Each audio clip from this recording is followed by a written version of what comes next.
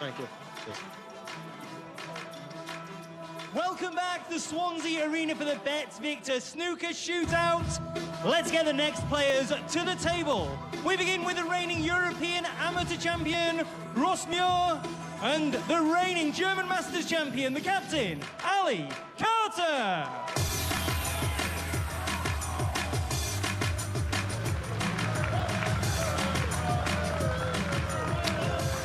So here we go for the next match. Ali Carter against Ross Muir. Changing the commentary box. Neil Foulds is with me to look forward to this one.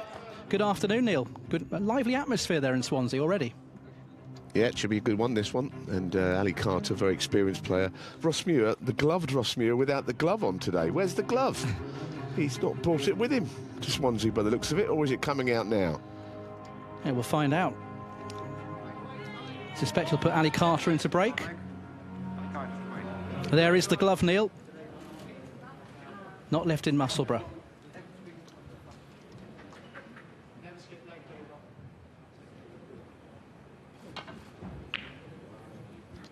So, Ali Carter joins the fray with one of the better-known players, of course, here, which is always nice to see.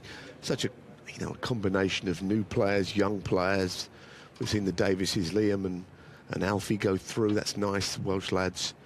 But it's always reassuring to see someone like the captain here, Ali Carter. Not all the top players play in the snooker shootout, but he's a regular, and it's lovely to see. Ross Muir, a very good player. Yeah, he certainly is. Had some good results, actually, this season, in particular in the International Championships. Beat Hussein Vafaye there. So we know he's in pretty good form. Of course, the format's so different here.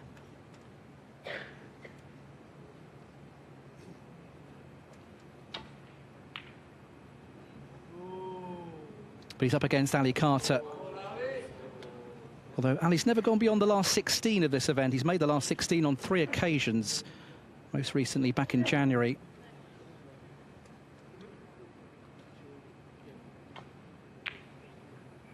Well, as we know, and we've already seen it, the snooker shootout, there's an element of lottery about it, but whoever wins it will be the best player, and it won't be just literally that 128 players, any one of them can win. It doesn't work like that. And there's always a little bit of nous, a little bit of thinking on your feet, and a lot of luck. Someone's shouting, is this a library? It's a little bit harsh. And of course, it's a fairly quiet start for the spectators. Few of them are a bit chipper already. And you can imagine what it might be like a little later when a few drinks have been had. A few more might come in tonight and tomorrow night. Yeah, we'll get busy as the week goes on. There's the shot clock. Cagey start, but Ali Carter now has an opportunity.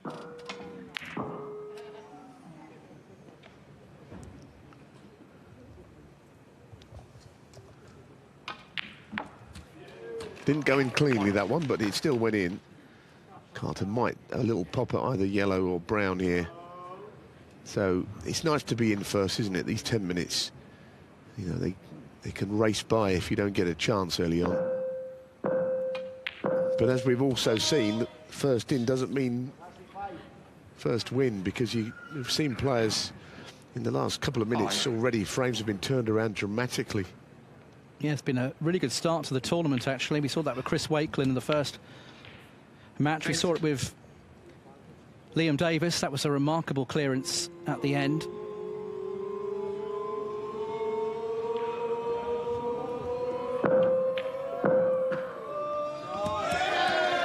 Because what is amazing about snooker is that you can be in an event and there can be the tiniest little distraction. The player will just throw their hands up in the air and say, well, I can't play like this. And the person will get told off at the shootout. Anything could be happening. It doesn't seem to stop the players potting the balls. So it's odd, really, isn't it? I mean, that yellow, people would have been thrown out for all that noise in a big, some major ranking event. But thankfully, they're not, because we need as many in as we can get for this first afternoon. Crowds are enjoying it here in Swansea. Great to see. He's on the bottom red, punching through the bunch here. In fact, playing delicately through them, even better. Going up the table, I think. And the crowds, as you say, will get bigger as the week goes on. But there's still a few in today. Chance to send the cue ball up the table. Were 2 reds waiting for him anyway, so he won't go into the bunch here. It's a good start, this, for the captain. Yeah, very measured. 24.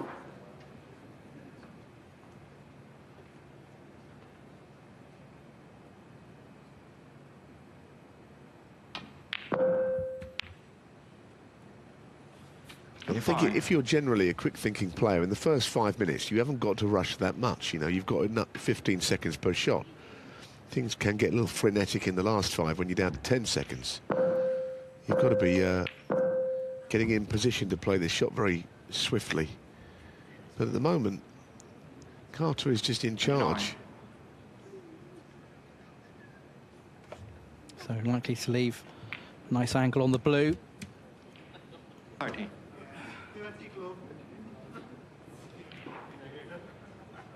Nearly at the halfway point in the frame. 10-second shot clock now in operation. So the 10-second shot clock now in operation. Yeah, and I think there's a red Tim that goes in the middle of that bunch. Oh, he certainly thought there was. He must have played on something down there, but nothing goes. He's one of those, I reckon that might have crept in, but anyway, didn't want to take a risk. 35.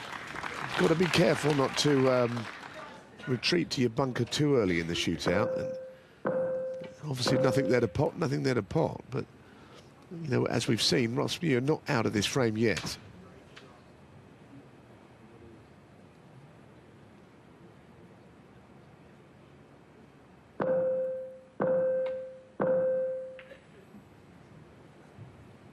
Ali keeping it tight, doesn't want to separate reds.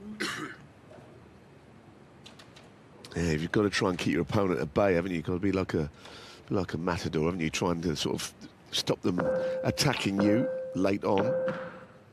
Now that red's gone a little bit more pace, would have dropped in for Ross Muir. Can he get to the red? Can he get through? Not sure he can. Well, he can get through to the first one, but that would be a might be a big pocket. One of the best nicknames in snooker, Ross Muir, Stenhouse they call him. And he's gonna have to get on the attack here.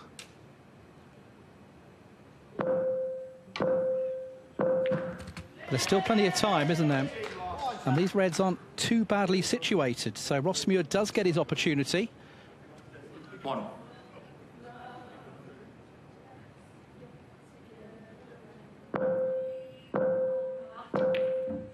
Oh dear, well that's not good.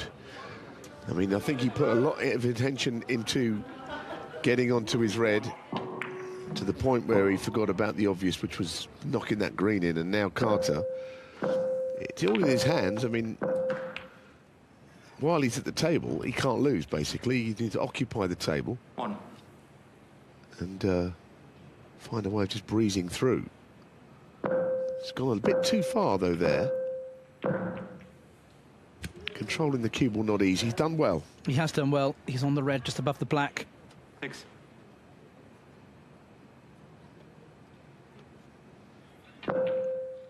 He's in a great position now. Just needs to keep his composure, concentration.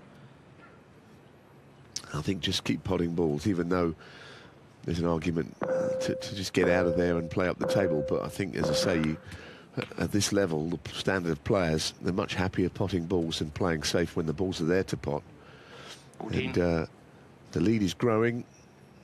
The sands of time are running out as far as Ross Muir is concerned in this frame. He had his chance, that green, and it was a good chance. Wasn't able to capitalise on it. And the captain cruising at this stage. 22.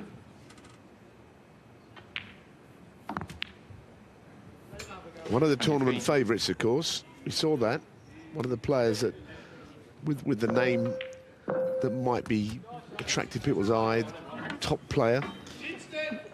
Something like 28 to 1 the field, wasn't it, before 9. this got underway? But we know top 16 players have not won this event, so it'll be fascinating to see if that mould is broken this week. Yeah, I mean, at some point, surely The law of averages says they will. And it's a beautiful shot. It's a really impressive frame from Carter. In a couple of visits, he's put Ross Muir away comfortably. It's a long journey back to Scotland from Swansea for Ross. And fortunately, he's going to be making it. Didn't qualify for the Scottish Open, so he's not playing up again in Edinburgh next week. Spaceman knocked him out there, Dominic. 44. So Ali Carter is black for a half century.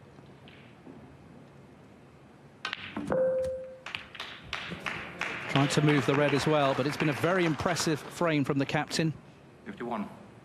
He's even kept the crowd quite quiet.